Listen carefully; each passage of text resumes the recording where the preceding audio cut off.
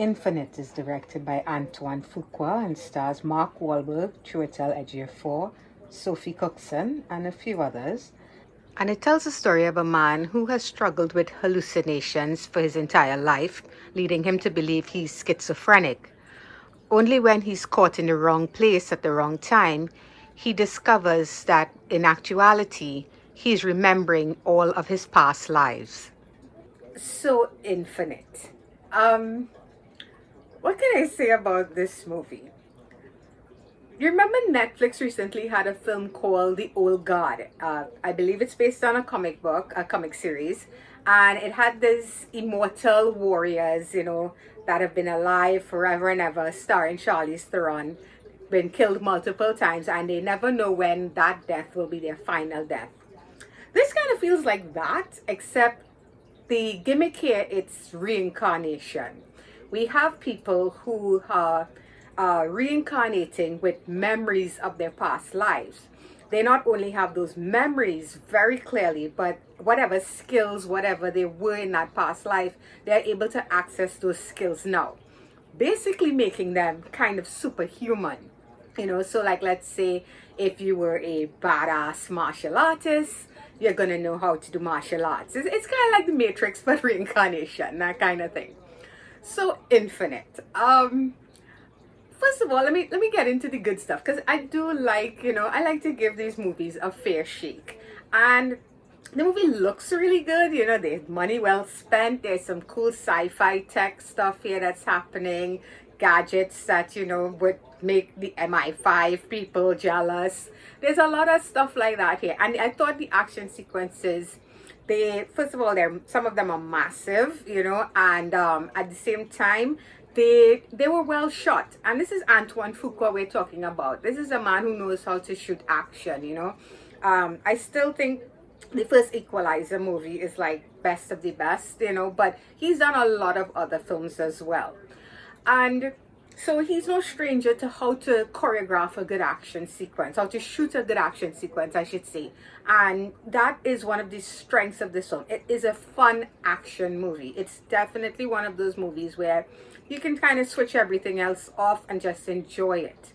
And that's not to say it's a dumb movie. I don't think it's dumb. I actually think the concept of reincarnation, and I do believe this might be based on a book. I think I read that somewhere here.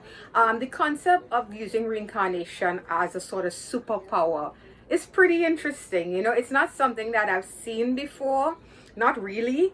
And I did like that here. It was intriguing to think of all these people. Well, there are not a lot of them, but there's a good amount of them.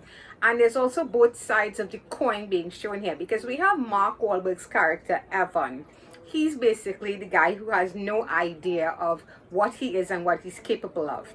And then we have Chiwetel Ejiofor, and please forgive me, I'm probably butchering this poor man's name, but he here plays a villain, I think with a really crazy villain name like Balthazar or something like that.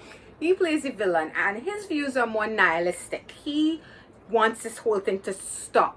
He is hunting and killing down any of the infinites, which is what the reincarnated fighters or warriors, whatever you want to call them.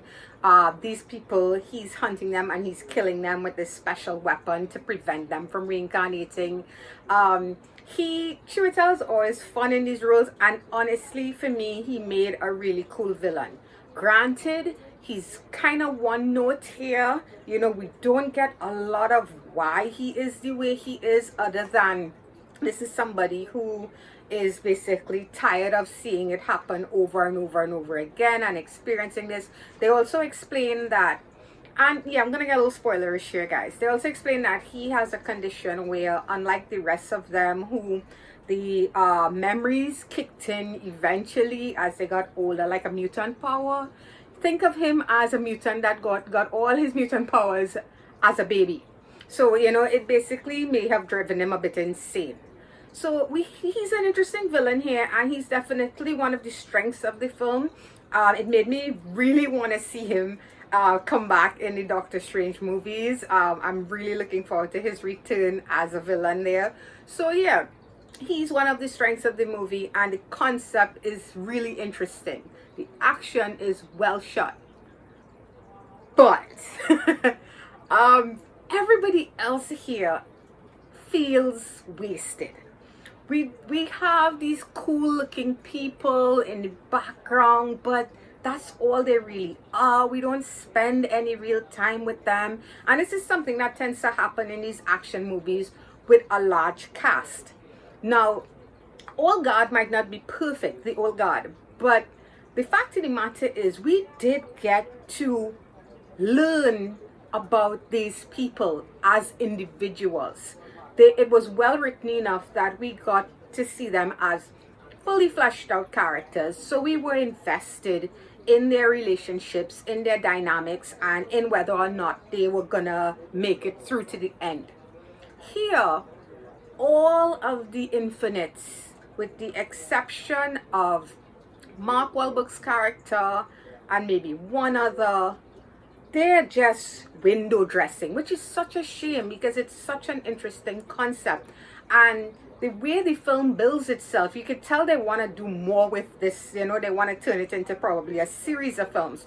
So why not take your time and develop these characters properly?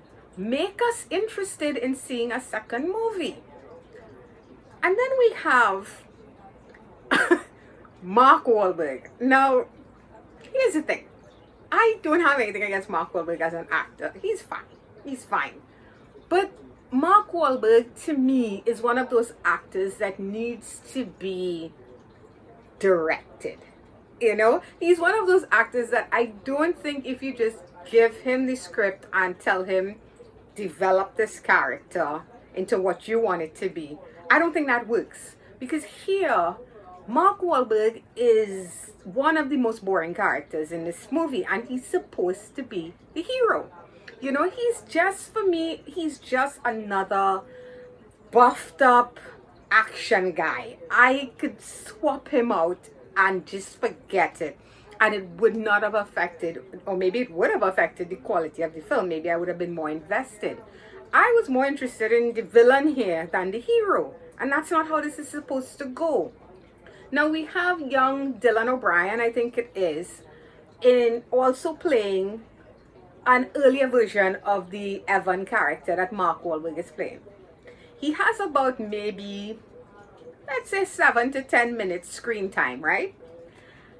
And I was so enamored with what he did in that short period of time that I was hoping they would have switched them. I think it would have worked better if Mark Whalberg was the one who was the like dies and whatever, and Dylan O'Brien is the one that reincarnated. I don't know. I just felt like Dylan's charisma came through more in that small, very cool action-packed opening than Mark Whalberg in this entire movie. He seems so lost in this film. He seemed like he had no clue what to do with this character other than punch stuff and shoot stuff and that kind of thing. Guys, listen, it's not enough. That was cool for 80s action movies, the solemn, quiet, not really saying much kind of action hero. It doesn't work now. We need more. We need to be invested in these people. We need to care. And I didn't care. Every time he was on screen, I checked out, and that's not what you want here. So I don't know, maybe it's just me. Maybe Mark worked for you guys in this. And it's not like I haven't enjoyed Mark Wahlberg's work before. There are other films that he's been in that I liked. But here for me, kept bringing Max Payne to mind. And I have such animosity for that movie because I love the game so much. The game is such a fantastic game, storytelling wise. And what they did with it and what he did with it as that character it's no bueno. So yeah, back on track. Mark Whalberg doesn't work for me in this movie. So where do we end up? For me, we end up smack in the middle. This is a film where there's some good concepts here, but it just doesn't carry through.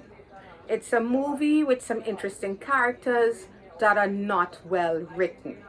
And the only thing about this film is that it's a fun action movie with a high concept sci-fi kind of fantasy thing going for it, that maybe if they give it a second time around, maybe a sequel, if they course correct on some things, would be interesting to see, because the ending does leave room open for a sequel, Altered Carbon style. If you've seen Netflix's Altered Carbon, season 1 being my absolute favorite, if you've seen that, you know what I mean, you know. So they do leave room open for a sequel with new people, so maybe that could work.